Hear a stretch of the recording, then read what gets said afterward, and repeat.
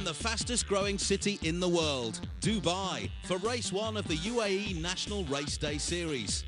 Once a tranquil home to pearl fishermen, today Dubai is flashy, fun and home to over 4 million people from around the world. About the only thing faster than the city's growth rate are the cars and bikes that will be flying around the Dubai Autodrome this weekend. The Autodrome is home of UAE motorsport and includes an FIA-sanctioned 5.39-kilometre circuit with 6 different configurations. There's also a race and driving school and a CIK-approved karting track. This season is being touted as the start of a new era for UAE motorsport, as the Dubai Autodrome, together with sponsors and competitors, aim to take local motorsport to a new level. Of course, finance plays a big part in the development of motorsport, and the 2008-2009 season has received a major boost with the addition of 3 new sponsorship partners: TAM Auto Engineering, Yellow Hat and House of Portier. The UAE National Race Day Series comprises of 3 categories of racing: the Yellow Hat UAE Touring Car Championship in partnership with the House of Portier, the UAE Sport Bike Championship and the Gulf Radical Cup. Taking a look at the season calendar, there are 8 national race days taking place over 6 months, with each event consisting of 2 races in each category. The series culminates in late April 2009. This weekend, the racing takes place on the 2.4-kilometre club circuit, which incorporates the high-speed straights as well as some of the more technical corners of the larger tracks.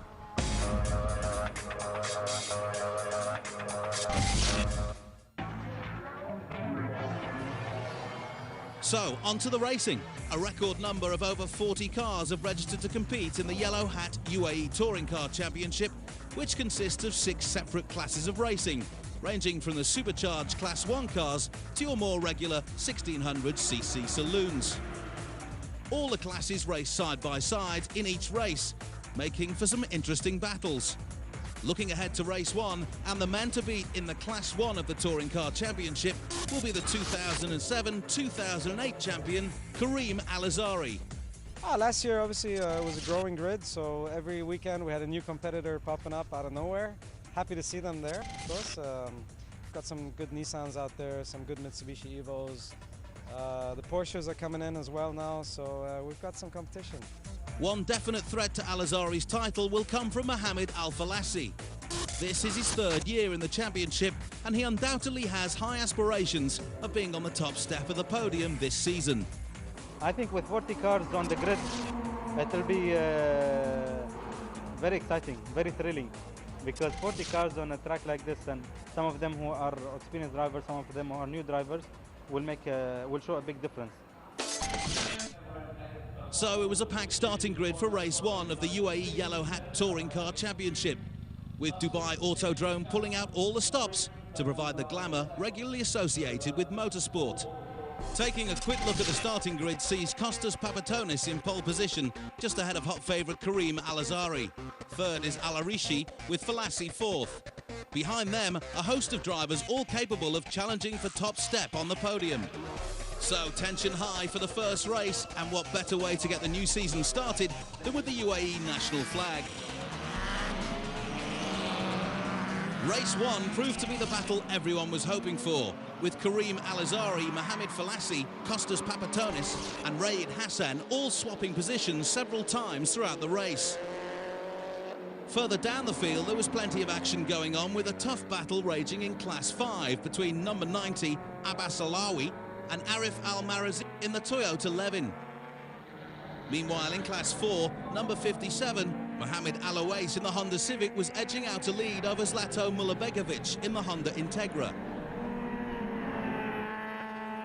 However, there was disappointment for some drivers, Mohammed Al-Abdouli in the Nissan Skyline having to retire midway through the race. Back at the front of the race, Mohammed Falassi continued to try and get past Karim Al-Azhari, this time trying to get up the inside.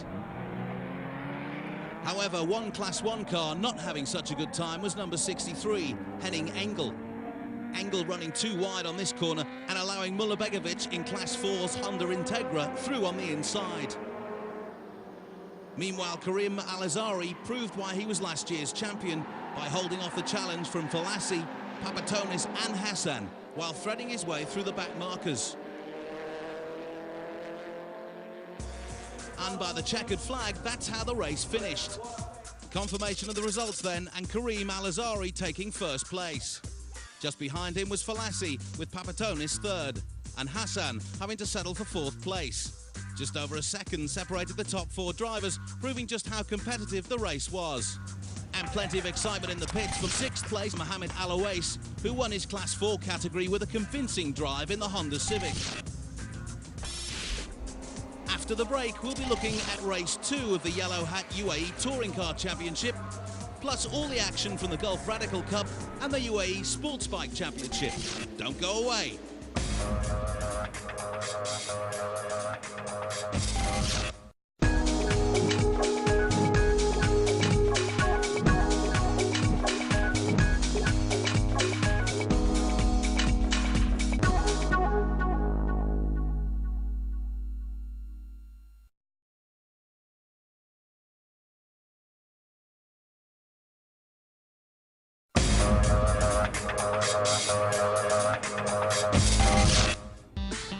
Welcome back.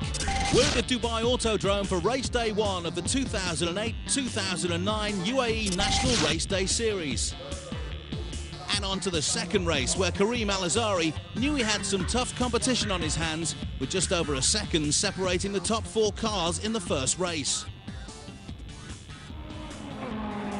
And from the start, Raid Hassan tried to make his mark, taking second place and challenging hard for the lead.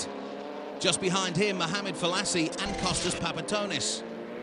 4 seconds behind the leaders in 5th place was Haris Irfan in the Porsche 911 GT3. Irfan was finding it tough to stick with the blistering pace set by the leaders.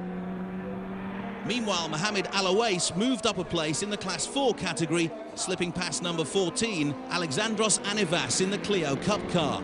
Awais looking for a repeat of race 1, where he finished first in his class. Elsewhere, further down the field, and more action in the Class 4 race. Frederic Gaillard making his way past car number 42, Sam Zian on the inside. However, still challenging at the front, Raid Hassan was having the race of his life, looking to get past Al-Azhari on the outside. And just behind Falassi and Papatonis. Meanwhile, a 3-way battle was raging in the Class 4 category. Race 1 winner Mohammed Al-Awais sneaked past Zlato Mulabegovic for top spot. And Khaled Al-Mutawa in the number 80 Clio Cup car was not far behind. Back at the front, the positions changed once again as the cars made their way through the back markers. Al-Azhari leading, followed by Falassi and Haris Irfan, and then Papatonis. Also making his way through the back of the field, Jonathan Simmons in the Class 3 Seat Cupra and lying in 6th place overall. Back at the front in the race on a knife edge coming into the final corner. Al-Azhari in front with Al-Falassi charging down the outside. Papatonis in 3rd, but trying to get past Al-Azhari on the inside. But at the finish line, it was Al-Azhari who held off both challenges, and another race win for him, followed by Al-Falassi in 2nd, Papatonis 3rd, and Hassan having to settle for 4th. It feels great to win on the first weekend of the Yellow Hat Touring Car Championship. It was a challenge for my team, Al Nabuda Racing, Blair Cole, George Bruna, all did a great job. Just so excited, so excited. It was a very challenging race. We had some touches between other drivers and us. It was good, very competitive. So, confirmation of the results in race 2 of the Yellow Hat UAE Touring Car Championship. In 1st place, Kareem Al-Azhari, Falassi 2nd, Papatonis 3rd, and Hassan again having to settle for 4th. A better drive for Haris Irfan in 5th after a disappointing race 1. And a good race for 7th place Mohammed Al-Awais, winning the Class 4 category once again. So a great start to the season for Kareem Al-Azhari, as he made it 2 wins out of 2. But he knows there's a long way to go until the end of the season. There's 4 absolutely brilliant competitors. Mohamed Falassi,